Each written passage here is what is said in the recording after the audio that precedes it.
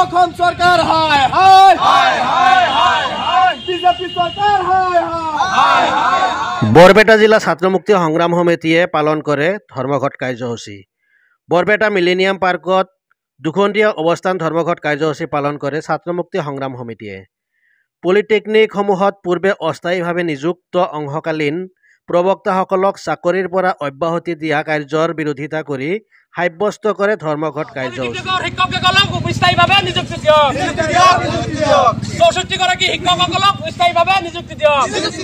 চাকৰি নিয়মীয়াকৰণ কৰা আৰু 15 মাহে পলিটেকনিকৰ কৰ্মচাৰীৰ দৰমহা মুকলি কৰাৰ দাবীত আজি বৰপেটা জিলা ছাত্ৰ মুক্তি সংগ্ৰাম সমিতিয়ে মিলেনিয়াম পাৰ্কত 2 ঘণ্টা অৱস্থান ধৰ্মঘট পালন কৰে। আমি পুনৰ কৈছোঁ, বৰপেটা জিলা ছাত্ৰ মুক্তি সংগ্ৰাম সমিতিয়ে পালন কৰে ধৰ্মঘট কাৰ্যসূচী। বৰপেটা মিলেনিয়াম পাৰ্কত দুঘণ্টীয়া অৱস্থান ধৰ্মঘট কাৰ্যসূচী পালন কৰে বৰপেটা জিলা ছাত্ৰ মুক্তি সংগ্ৰাম সমিতিয়ে।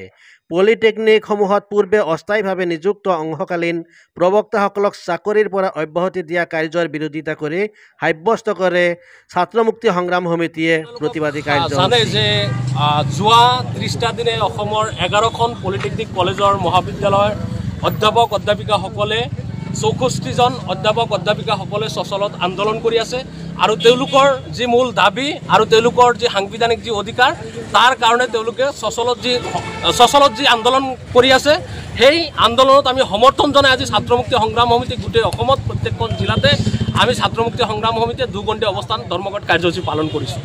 ইতিমধ্যে আপোনালোকে জানে যে অসমৰ 26খন পলিটেকনিক কলেজৰ কেৱল মাত্ৰ 11খন পলিটেকনিক কলেজৰ 64গৰাকী শিক্ষকসকলক তেওঁলোকে শিক্ষা বিভাগৰ মাননীয় মন্ত্ৰী ৰণোজ পেগু ডাঙৰীয়াই তেওঁলোকক আন্দোলন কৰাৰ কাৰণে বা তেওঁলোকৰ দৰমহা পোৱাৰ কাৰণে বা তেওঁলোকৰ চাকৰি নিয়মীয়াকৰণ কৰাৰ কাৰণে তেওঁলোকক বৰখাস্ত কৰি ৰখা হৈছে। আচলতে অসমৰ ৰাজ্য চৰকাৰখনে যে হিটলাৰী শাসন চলাইছে, এয়া অতিকৈ দুৰ্ভাগ্যজনক আৰু লজ্জাজনক কথা। আমি ছাত্ৰ মুক্তি সংগ্ৰাম সমিতিয়ে দাবী জনাইছোঁ যে অনাগত সময়ত ছাত্ৰ ছাত্ৰীসকলৰ ভৱিষ্যতৰ কাৰণে তেওঁলোকে এই শিক্ষকসকলক বা পলিটেকনিকৰ ছাত্ৰ ছাত্ৰীসকলৰ ভৱিষ্যতৰ ফালে চাই চৰকাৰখনে তেওঁলোকৰ চাকৰিক নিয়মীয়াকৰণ কৰিব লাগে আৰু তেওঁলোকৰ যি ফিক্সড পে 2017 চনত আসাম ইঞ্জিনিয়াৰিং ৰিকুৱাৰমেণ্ট বোৰ্ডৰ অধীনত 90% শিক্ষকসকলক স্থায়ীভাৱে নিযুক্তি প্ৰক্ৰিয়া কৰিব লাগে। 2017 চনত তদানীন্তন শিক্ষামন্ত্ৰী আজিৰ মুখ্যমন্ত্ৰী ডক্টৰ হিমন্ত বিশ্ব শৰ্মা ডাঙৰীয়াৰ নেতৃত্বত অসমত 11খনকৈ নতুন পলিটেকনিক শিক্ষানুষ্ঠান আৰম্ভ কৰিছিল আৰু সেই পলিটেকনিক ইনষ্টিটিউশ্যনসমূহক চলাবলৈ আচলতে তেওঁলোকে কিছুমান প্ৰবক্তা বা অধ্যাপক অধ্যাপিকা তেওঁলোকে নিযুক্তি কৰিছিল আৰু সেই নিযুক্তিসমূহ ডাইৰেক্টলি কৰা নাছিল। তাৰ কাৰণে তেওঁলোকে এণ্ট্ৰেন্স এক্সাম পাতিছিল, তাত কাট অফ মাৰ্ক আছিল আৰু সেই পৰিপ্ৰেক্ষিতত প্ৰায় 64গৰাকী প্ৰবক্তা অধ্যাপক অধ্যাপিকাক তেওঁলোকে নিযুক্তি দিছিল।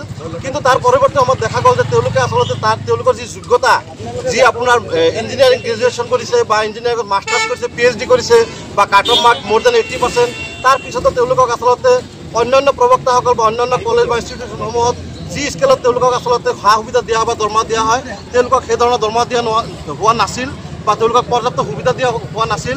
তাৰ কাৰণে তেওঁলোকে বিগত সময়ত বিভিন্ন সময়ত তেওঁলোকে আন্দোলন কৰিছিল নিজৰ অধিকাৰৰ কাৰণে। আপোনালোকে নিশ্চিতভাৱে জানে যে আমি ছাত্ৰ মুক্তি সংগ্ৰাম সমিতিয়ে সদায় বিশ্বাস কৰোঁ যে শিক্ষা বা শিক্ষাগত অৰ্হতা কেৱল চাকৰি আৰু ধন ঘটাৰ এটা আহিলা নহয়, ই নিজৰ অধিকাৰ সাব্যস্ত কৰাৰ এক আহিলা বুলি আমি বিশ্বাস কৰোঁ। আৰু সেই অধ্যাপক অধ্যাপিকাগৰাকীলৈকে আমাৰ ছাপোৰ্ট আছে। তেওঁলোকে নিজৰ অধিকাৰৰ কাৰণে যেনেকুৱা ধৰণৰ আন্দোলন কৰিছে আৰু সেই আন্দোলন চাই অসম চৰকাৰে ভয় খাই তেওঁলোকক আচলতে নিযুক্তি দিব লাগিছিল। তাৰ পৰিৱৰ্তে তেওঁলোকে আচলতে সেই 64গৰাকী অধ্যাপক বা অধ্যাপিকাক তেওঁলোকে আচলতে টাৰ্মিনেট কৰিছে বা অব্যাহতি দিছে। চৰকাৰৰ এনেকুৱা হিটলাৰী শাসন বা এনেকুৱা একপক্ষীয় পদক্ষেপক আমি ধিক্কাৰ জনাইছোঁ আৰু তেওঁলোকে বিগত 30টা দিনত গুৱাহাটী চচলত তেওঁলোকে আন্দোলন কৰিছে। তেওঁলোকে দেখিবলৈ মানুহ নাই, চৰকাৰ কৰ্তৃপক্ষৰ কোনো ব্যক্তি যোৱা নাই। তেওঁলোকে বিভিন্ন সময়ত ডাইৰেক্টৰেট অফ টেকনিকেল এডুকেশ্যনৰ বৰ্ডতো তেওঁলোকে আচলতে আন্দোলন কৰিছে। আপোনালোকে জানে যে এই যি আপোনাৰ সিদ্ধান্ত লোৱা হৈছে তেওঁলোকক অব্যাহতি দিয়াৰ, এই সিদ্ধান্ত লোৱা হৈছে ডাইৰেক্টৰেট অফ টেকনিকেল এডুকেশ্যনৰ বৰ্ডৰ পৰা। গতিকে আমি অসম চৰকাৰৰ মাননীয় মুখ্যমন্ত্ৰী ডাঙৰীয়াক আমি আহ্বান জনাইছোঁ, আপুনি অনতিপলমে এই বিষয়টোক আপুনি লক্ষ্য কৰিব লাগে। কাৰণ এই 64গৰাকী অধ্যাপক বা অধ্যাপিকাই মেটাৰ নহয়, লগতে অসংখ্য ছাত্ৰ ছাত্ৰী ইঞ্জিনিয়াৰিং ষ্টুডেণ্ট আছে, তেওঁলোকক 1 মাহ পিছত তেওঁলোকৰ ছেমিষ্টাৰ এক্সাম আৰু এই ছাত্ৰ ছাত্ৰীসকলৰ কি অৱস্থা হ'ব বা যিসকল ব্যক্তিয়ে ইতিমধ্যে প্ৰায় 8 বছৰমান খুব কম দৰমহাত তেওঁলোকে কাম কৰিলে তেওঁলোকৰ ভৱিষ্যত কি হ'ব। গতিকে চৰকাৰে এনেকুৱা ধৰণৰ হিটলাৰী পদক্ষেপ বন্ধ কৰি আমি তেওঁলোকৰ যি আপোনাৰ অধ্যাপক বা অধ্যাপিকা 64গৰাকী যিসকলে আচলতে নিজৰ অধিকাৰৰ কাৰণে মাত মাতি আছে, যিসকলে আচলতে ছাত্ৰ ছাত্ৰীসকলৰ অধিকাৰৰ কাৰণে মাত মাতি আছে, তেওঁলোকৰ অধিকাৰৰ প্ৰতি গুৰুত্ব দি তেওঁলোকক নিয়মীয়াকৰণ কৰিব লাগে।